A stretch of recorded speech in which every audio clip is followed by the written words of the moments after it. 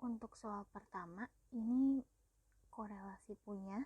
Soal pertama nomor 1 adalah hipotesis nol korelasi menyatakan bahwa tidak ada korelasi antara populasi X dan populasi Y.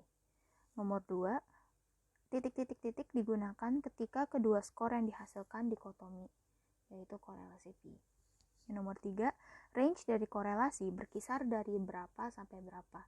Range korelasi itu berkisar dari 1, min 1, sampai plus 1. Lalu nomor 4, nilai yang berada pada ujung ekstrim disebut sebagai outlier. Dan yang nomor 5, hubungan korelasi antar dua variabel memiliki hubungan negatif. Artinya apa?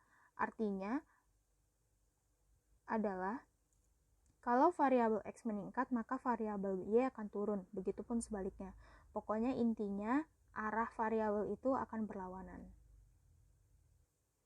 Lalu soal isian korelasi, yang nomor 1, apakah konstanta korelasi berubah bila data A ditambah nilai yang sama secara konstan, B dikurang nilai yang sama secara konstan, C dikali nilai positif yang sama, atau D dibagi nilai positif yang sama. Nah, untuk soal ini, konstanta korelasi berubah jika C dikali nilai positif yang sama dan D dibagi nilai negatif yang sama.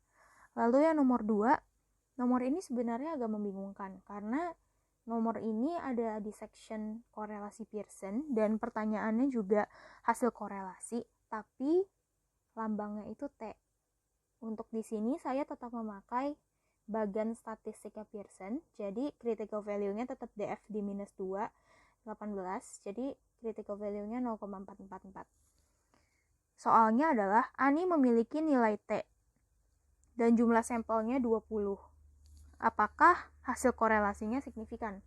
Korelasinya hasilnya signifikan karena critical value-nya 0,444 dan T-nya itu 2,099. Jadi T hitungnya itu lebih besar dari T tabel. Karena itu H0 gagal ditolak.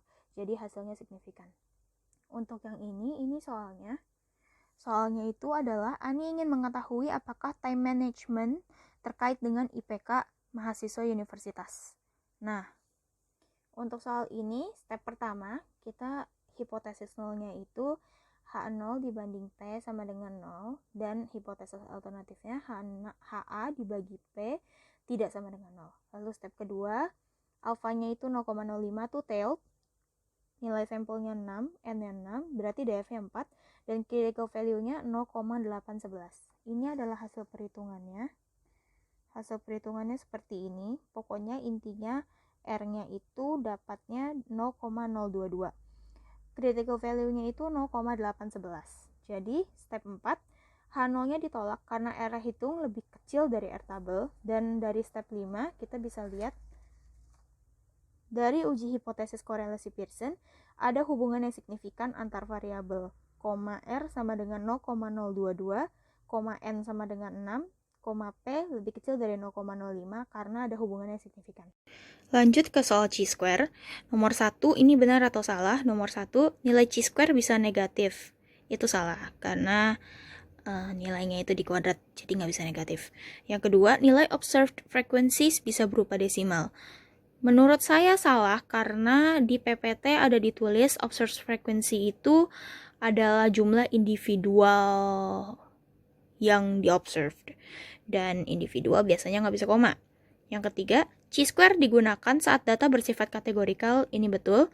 Nomor 4, semakin besar DF maka semakin besar nilai chi-square. Menurut saya ini salah karena DF nggak ada hubungannya dengan hitungan chi-square, karena DF cuma untuk menentukan critical value.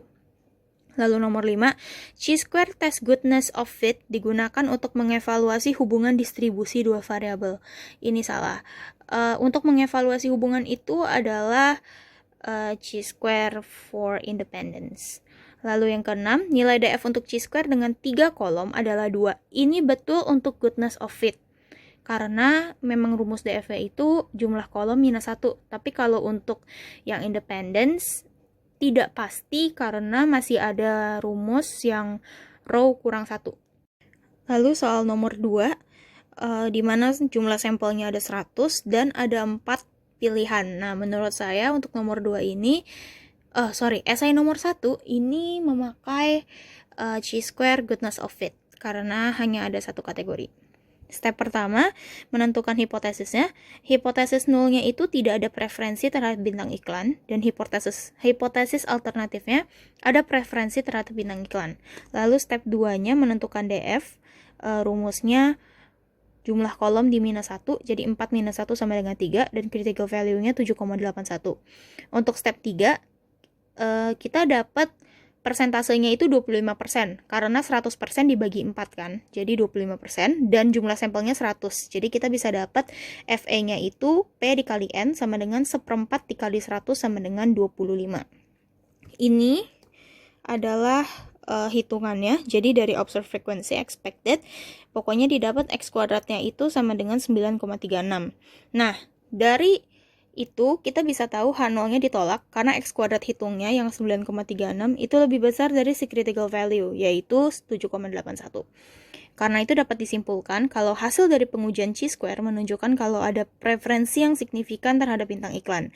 X kuadrat dalam kurung 3 itu DF-nya, N sama dengan 100 tutup kurung sama dengan 9,36, P lebih kecil dari 0,05 karena ada preferensi yang signifikan.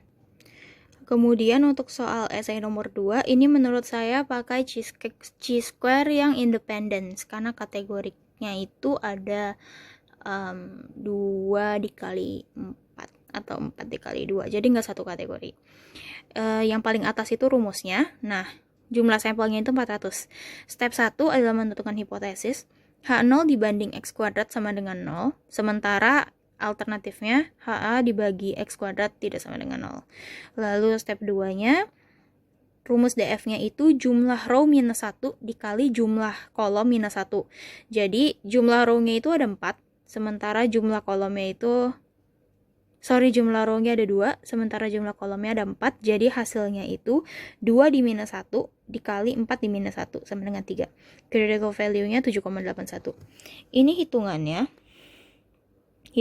itu jadi yang pertama cari FO. FO itu kan yang dari soal, jadi ini cuma ditambah-tambahin doang, tambah-tambahin untuk kita cari FE. Nah, FE-nya itu cara carinya adalah jumlah kolomnya, jadi pakai contoh aja ya. Yang untuk FE perempuan Avengers itu caranya 75 dikali 200 dibagi 400. Jadi hasilnya 37,5. Sama seperti yang lain, hasilnya pun mirip sih. Lalu untuk yang ketiga itu FO di minus FE di kuadrat. Itu cuma perlu dikurangin aja, terus nanti dikuadrat. Dan yang terakhir itu FO di minus FE kuadrat per FE. Jadi hasilnya itu seperti yang kelihatan di situ, dan rumus X kuadrat itu sigma FO min FE kuadrat per FE. Jadi ini semua ditambahin, hasilnya itu 7,522. Tadi critical value untuk ini itu 7,81. Jadi step 4-nya kita menemukan kalau H0 gagal ditolak karena X kuadrat hitungnya lebih kecil dari X kuadrat tabel. Dan di step 5 kita bisa menyimpulkan kalau hasil dari pengujian chi-square menunjukkan kalau tidak ada hubungan antara genre dan film Marvel yang disukai. X kuadrat dalam kurung 3 itu DF, N sama dengan 400 sama dengan 7,522, P lebih besar dari 0,05 karena hasilnya tidak signifikan. Terima kasih.